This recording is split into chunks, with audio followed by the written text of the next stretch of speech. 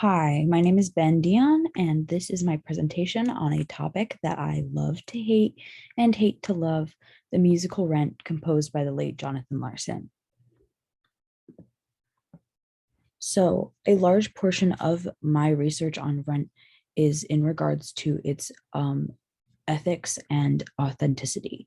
So, quality representation is a responsibility that I feel is carried by every writer, actor, and director who sets out to create art about AIDS, but especially writers. Good representation seeks to provide the most authentic and ethical product possible. For the sake of my thesis, authenticity is work that is informed by those who have lived experiences that are being portrayed on screen, and ethics is the process of making culturally conscious and morally sound production decisions and citation choices. Um, Unethically and inauthentically produced media is inherently bad representation because harm comes to both the marginalized people and to the people who are denied a proper citation through the media's creation. So, what's the problem with Rent? Rent engages with unethical production practices and inauthentic storytelling throughout its entire run. The circumstances of its creator's identity and the lack of steps taken to overcome those circumstances shows in the writing of the musical. Jonathan Larson did not consult with or give proper credit to people with marginalized identities, which is proven by a lack of understanding of the unique situations that minorities experienced during the AIDS crisis, as well as a lack of clear citation in the actual text of Rent. Larson purposefully disregards his own lack of intersectional experience in order to profit off of a diverse story. I think that a large part of understanding the discourse surrounding Rent is understanding the life and death of their creator, Jonathan Larson. Most of the biographical work about Jonathan Larson paints him to be a struggling artist. He has another musical called Tick Tick Boom, which is autobiographical and depicts him working at a diner while working on Rent. And it also is not shy about depicting his mentorship under the esteemed composer Stephen Sondheim, which kind of goes against this idea of him as this struggling artist because he is being afforded some incredibly unique and important opportunities to study under Stephen Sondheim, one of the most popular and prolific composers of our era. And it kind of goes against this idea that he was an artist who had everything going against him. That being said, while he worked to get his musical produced, he was struggling with an undiagnosed disorder, which caused him to have a brain aneurysm the night before Rent's off-Broadway previews. This untimely death, incredibly sad, was coincidentally at the height of the AIDS crisis, which caused a large-scale musical theater culture rumor to spread in which many people believe that Jonathan Larson died of AIDS. This also led people to believe that he was not straight, which he was. He was a straight cisgender white Jewish man.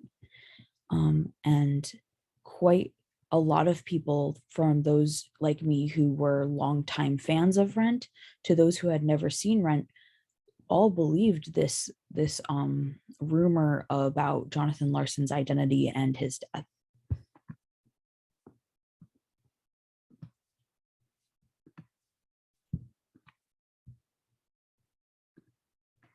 So Rent, after Larson's death, was shot into stardom. He sadly never got to see his work come to fruition, but had he been around to see it, he would have seen Rent go onto Broadway less than a year after its release off Broadway, which is an incredibly abnormal timeline where many shows never see Broadway, and those that do often take years, if not decades, to make it to Broadway. Larson's life and death have been highly romanticized in theater culture. According to current cast members on the touring production of Rent, they ritualistically thank Jonathan Larson backstage before every show, which is completely abnormal in terms of how we think about the role of composers in theater culture. Often we do not idolize composers as much as maybe we should, and instead we idolize actors and directors. But Jonathan Larson has been put on a pedestal in theater culture, and that perception of him has made it incredibly hard for fans of Rent to accept any good faith criticism of the piece. So I think that in order to create any sort of change surrounding how we see Rent, we need to have a productive conversation as fans of musical theater on the places that Rent falls short and how we can use its downfalls to make better media going forward. The theatrical community has no room to grow past Rent because we're constantly being met with people who are seeking to protect Jonathan Larson's legacy.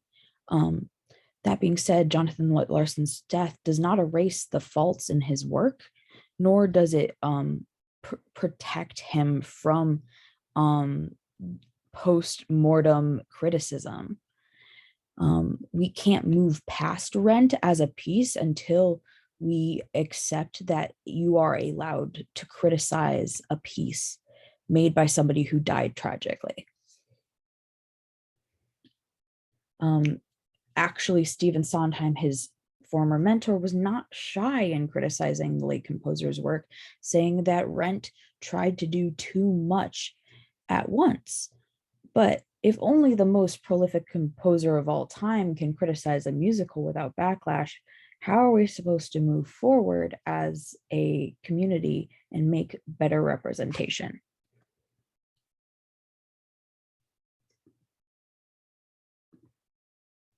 So, as I said, Jonathan Larson self-identified as a straight, cisgender, white Jewish man, but because he was an artist in New York City, he faced the death of many friends from AIDS, and he displays that in the musical, the original musical of Rent, by including their names as those of the fictional AIDS support group in Rent. It is noted that these people have been relegated to the background while Jonathan Larson, as a core group of fictional friends, are seeing the spotlight. But even those names that were from the original piece were cut from the film adaptation, which means that even the people who he sought to memorialize in his work will eventually be forgotten by his work. Larson had no personal affliction from AIDS. As I said, he did not die of AIDS, nor did he have AIDS. But he also didn't have any political past in advocating for AIDS patients. He has no or connection to ACT UP or any other major organization of the time. And there is no evidence in the actual acknowledgments of Rent or in the text of Rent that he had contacted any people with AIDS to help portray their experiences. So because Larson did not have AIDS, nor did he have the cultural identities of the people who he was trying to portray, he was a cultural outsider. And as a cultural outsider, he had the responsibility to do the research to make up for those limitations. He should have been unlearning his implicit biases about marginalized groups, learning from individual marginalized people, and then fairly crediting those people for their time. There isn't an indication in Rent that Larson went out of his way to do any of these things and to learn what it meant to be a marginalized person during the AIDS crisis. Had he consulted with marginalized people those people would have looked at Rent, seen the parts of it that were culturally incompetent, and helped him make Rent a more authentic and ethical piece. Seeking out those collaborators and giving them credit is a place where Rent is sorely lacking. But a feminist scholar, Sarah Ahmed, has come up with a citational policy that I personally think should be embraced by not only the theater community, but any community which seeks to include the voices and portray the voices of marginalized people. So the cornerstone of her ethical engagement with other scholars is that she puts special interest into acknowledging marginalized groups and their scholarly voices so that she can acknowledge their place and open up a larger place for them at the round table of discussion. In her citational policy, citation is viewed not as something that helps you avoid legal backlash from not citing people who deserve to be cited, but as something that every collaborator is entitled to. Had Larson done this same due diligence in his representations of marginalized people, he would have had a stronger, more ethical community work in Rent. So my main grievances with Rent are that it has a large amount of cultural diversity without really paying attention to cultural nuance behind that diversity, that it erases historically accurate activism and replaces it with a reframed public view of activism as selfish. I also think that he falls short of positive representation by engaging with harmful queerphobic stereotypes and tropes, and by using his queer characters and their trauma for the furthering of his own and his character's art. And finally, I think that he falls short of ethical and authentic representation because he fails to cite contributors to the actual piece of Rent. So the first problem that I take with Rent springs from one of Rent's major successes, which was that it uses a large variety of characters. It takes a multicultural view of the AIDS crisis that mirrors the true demographic of those impacted by AIDS. He depicts in his work, at least encoding every letter of the LGBT acronym, as well as Black, Latina, and Jewish characters, some of the first Jewish characters I had ever seen portrayed in musical theater. In his attempt to diversify his cast, though, he depoliticizes the marginalized identities of his characters. He takes away the experiences of bigotry that marginalized people experience in order to create a one-size-fits-all mentality. In this alternate universe he creates, interracial relationships are immediately accepted and do not face any sort of cultural growing pains that might be present in current or in past interracial relationships. In this universe he has created, queer love is not only unquestioned, but faces no public consequence. Openly queer couples can hold hands and sing in the street without fear of retaliation or backlash. In this same lane, gender nonconforming characters are seen as not only acceptable, but incredibly safe in their gender presentation in a way that they would not have been in the 1990s. These different types of people are depicted as being stuck in the same circumstances while coming from incredibly different social, economic, and cultural backgrounds. The experience of the straight cisgender characters were going to be incredibly different from the experiences of their Black and Latina and queer counterparts. But Jonathan Larson's depiction of these identities lacks the nuance that comes from having a marginalized experience during the AIDS crisis. It exposes his lack of understanding about what it means to be a marginalized person and to have that affect every part of a person's life.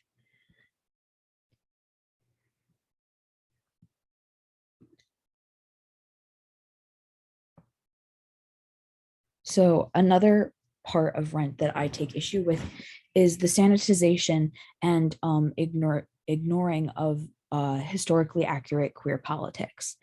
Rent is guilty of depoliticizing a highly political time in history.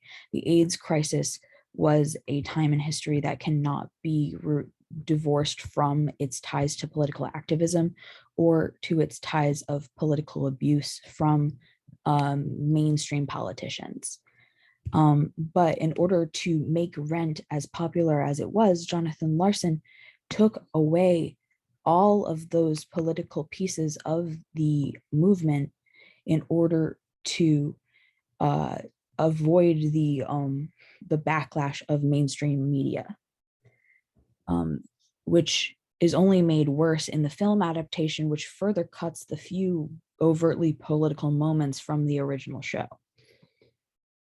Jonathan Larson actively disregards historically accurate AIDS activism by using the chants of the AIDS advocacy movement without mentioning the political activism that existed at the time.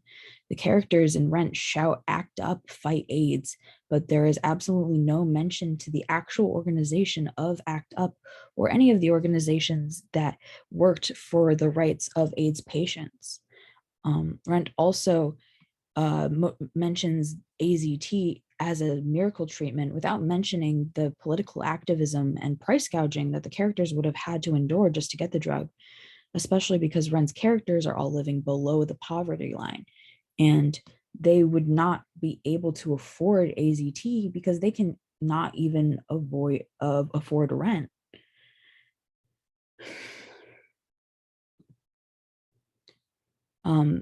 And branching off of this, not only does Larson ignore the activism that existed, but he actively creates his own.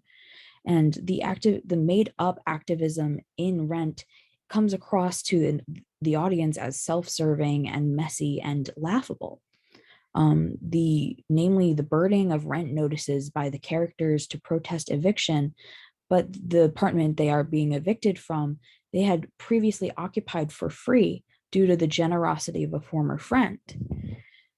Additionally, the performance of protest at the 11th Street lot by Maureen, which is focused more on protecting her access to a performance space rather than the access to the space for the active tent city that is being destroyed.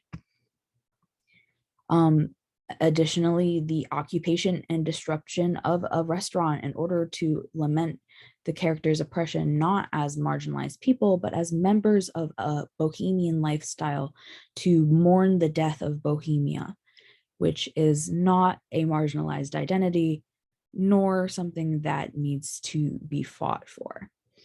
Many longtime Rent fans who used to find these acts of fake political activism to be revolutionary might now have grown to see them for what they are, which is selfish.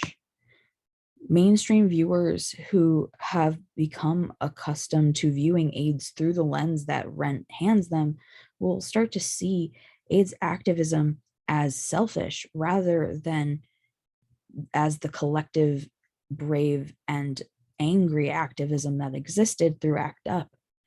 If you had never been exposed to ACT UP, you might think that there was no AIDS activism going on, or that the activism that you did see was selfishly motivated based on the fact that you had only really watched Rent. Mainstream audiences are kept in the dark about the AIDS crisis through Rent because it shows them a view of the crisis that paints them and their kindness as heroic.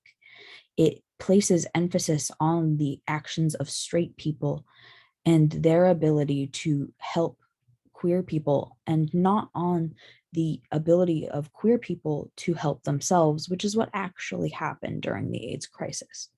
Real activists were all trying to show straight people that they were not doing enough for the queer community, and they were very unpopular for it. Jonathan Larson made a profit on stroking the egos of the mainstream audience and telling them, you did a good job. You are a hero for not being homophobic or racist or actively harming AIDS patients.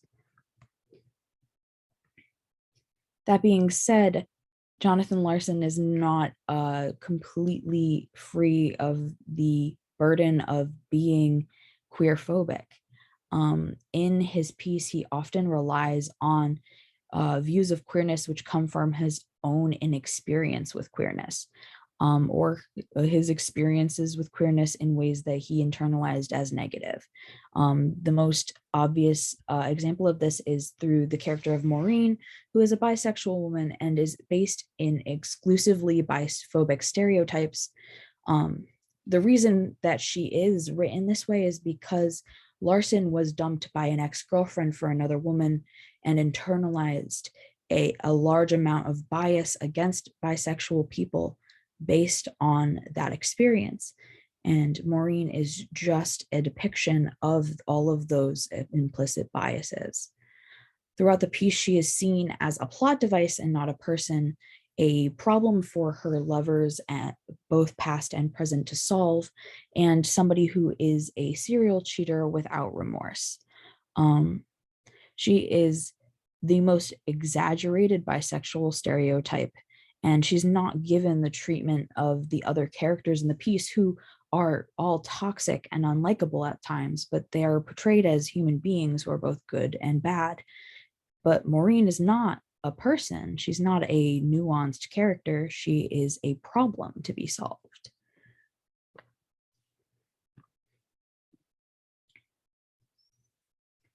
Another issue with queer phobia in Rent is that the character of Angel is often denied the justice of being more than coded as trans.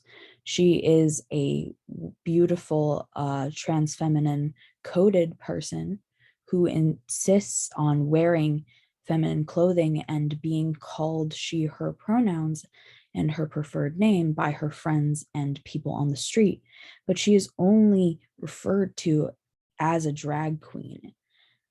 Larson either had no idea that trans people existed or likely chose to ignore the existence of transgender people. Angel as a character fills all the beneficial tokenism that having a transgender character affords a piece like Rent, without having to take on the obligation of acknowledging that transgender people actually exist. This is only made worse by her eventual death in the piece, which plays heavily into the barrier gaze trope. Now, the barrier gaze trope was popularized after the implementation of the Hays Production Code, which censored sexual deviance, quote unquote, in media, which caused the trope to come into being in order to depict queerness on screen. The trope itself allows for queerness to exist, but only if the character suffers and dies for their identity.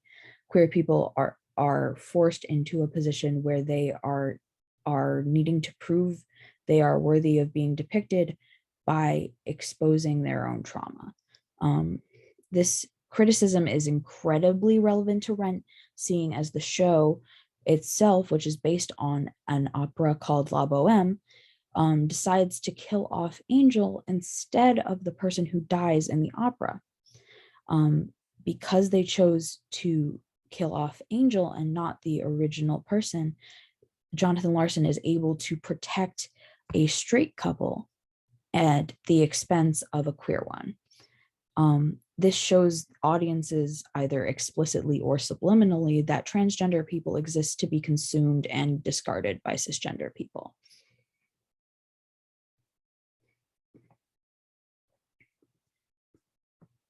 And Angel's death is a choice that was made because it is an easy opportunity for Mark to develop as a protagonist and make his magnum opus film. Mark is a clear Larson self-insert, being straight, cisgender, white, and Jewish, sharing all of Larson's major cultural identifiers, and sharing a general autobiographical obsession with making art about things that have nothing to do with him, which connects quite a lot to Rent's creator. Mark seems to find no issue in using the suffering of his queer friends to fuel his art. And when he does, in the end, his work is seen as a stunning tribute to his dead friends instead of an exploitation of their death. Coincidentally, this is how many people still view Rent, despite both Mark and Jonathan Larson's works being sought after in a quest to make the suffering of their sick friends about them and their artistic visions. Mark and Jonathan Larson are rarely self-aware enough to understand that their art is inherently exploitative of people who they claim to be representing. Rent explicitly denounces the exploitation of homeless people in a scene where Mark is told off by a homeless woman for filming himself trying to help her. But somehow, in the process of that level of self-awareness, the logic does not extend to the exploitation of queer trauma that we see in Rent.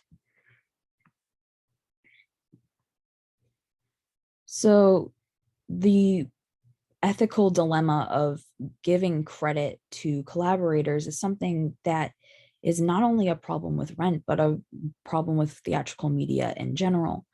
There is a clear lack of a community engagement indicated in the accusations against Larson. His ability to cite the people who did contribute adds to a large portion of Rent's ethical dilemma. While no one but Larson was legally entitled to an author credit for Rent, anyone who worked to help enrich the show should have been acknowledged for their work. This includes people who willingly workshopped Rent, those who helped Larson research, and those whose work was an inspiration to Larson, but who did not willingly collaborate on Rent. Current US copyright law does not require composers of musicals and plays to acknowledge their collaborators, as long as the writing itself is not plagiarized. But that being said, no piece as big as Rent or as big as any musical or film is made completely free of the support of outside influences. And I think that the ethical conversation about citation in theater needs to shift from just avoiding legal repercussions into showing respect to the people who help create the pieces that we love. Much like the citational practice of Sarah Ahmed, who I referenced earlier. So two different people stepped forward after Rent became popular to share that they had been snubbed of proper credit for their contributions to Rent. Many viewers might be unaware of this, but Rent has many similarities to the work of Sarah Schulman, a lesbian AIDS activist who claimed that many parts of Rent were taken from her novel, People in Trouble. People in Trouble was released about 7 years before Rent debuted, and sources close to Larson confirmed that he had read her book while working on Rent. After a lot of years of spreading the word about Larson's use of her intellectual property, Schulman didn't end up seeking financial compensation or any sort of writer's credit for Rent. Because under copyright protection, Larson couldn't have plagiarized Schulman on a technical level because the degree of similarity between the two pieces wasn't enough for pursuing legal action against Larson's estate. Instead of suing Larson, Schulman has become an even stronger advocate for culturally competent and ethically produced media in an attempt to improve the media that we have about the AIDS crisis.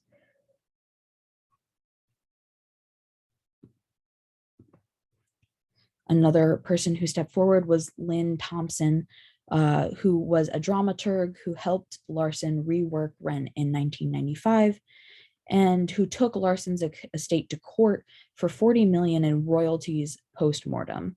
She cited her entitlement to co-authorship credit for Rent, as she had helped create the version of Rent that was now known. Thompson, while a contributor to the final production of Rent, didn't meet the requirements necessary to be considered for co-authorship and the monetary compensation that she requested. Under the Childress test, Thompson lacked individual contributions to the wider work and the intent from the beginning to create the piece with Larson. Anthony Rapp, the originator of the role of Mark, who worked closely with Larson for many years, stated that Thompson did deserve more compensation for her contributions as dramaturg than she got, and said that Larson himself would probably agree. But he also said that her choice to sue for co-authorship only a few months after Larson's death seemed, quote unquote, incredibly cruel. Seeing as Larson's death came right before the show was released, Thompson's litigation being so close to his death has very little to do with a lack of respect for his passing, and more to do with the unfortunate timing of the passing, as the show that she had not been properly credited in was becoming incredibly popular post Jonathan Larson's death, because he died the night before it was released. Both Shulman and Thompson were discredited for their accusations against Larson because they were seen as people who were exploiting the death of somebody who had not been able to see his work come to fruition. That being said, had he not died, their criticisms of his piece would still exist, which is an issue that I take with the culture surrounding Rent. So Rent does not have an exclusively bad legacy.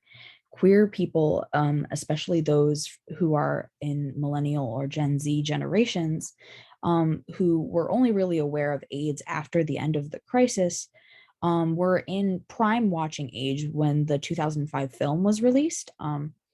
I myself was exposed to the film adaptation of Rent for the first time as a closeted freshman in high school, and I had no idea what AIDS was at the time. And so just Rent being my introduction to the topic of AIDS and AIDS activism is enough for me to not advocate for nobody ever to watch it again. Rent is many people's first major exposure to AIDS and gender nonconformity and queer relationships. And it is a factor which continues to let us push so many of the more obvious issues with the show under the rug. At its core, Rent invites its viewers to participate in the collective memory of the AIDS crisis, from people who, like me, roll their eyes at the misrepresentation of the crisis to those who are just kind of learning for the first time about their place in history. Rent creates the space for all walks of queer people to sit with the tragedy of the AIDS crisis, which is admirable and a legacy that I can support. I myself love the musical Rent. I love to love it. I love to hate it. I hate to love it. I hate to hate it. It's a good musical, but it is easy to get swept up in the genius of the musical and forget that the show blurs the lines of what it meant to live with AIDS. Those who had only been exposed to Rent will have a very skewed idea of the crisis and the lives of the people that it affected. I think that only once we've learned from Rent's many mistakes can we begin to actually accomplish the real goal, which is creating productions that would make AIDS activists proud. Good representation is not one that is attempted once and then done perfectly, but it's constantly learning and growing as a theatrical community, and the commitment that we have to improving representation. I think that Rent will always hold a place in history as a beloved piece of queer history, but I can't call it a good piece of representation. I think that Jonathan Larson's inauthentic and unethical storytelling makes it nearly impossible to take rent for anything more than the exploitation of trauma for a profit. And I took many wonderful inspirations from many wonderful scholars, and I am citing them here.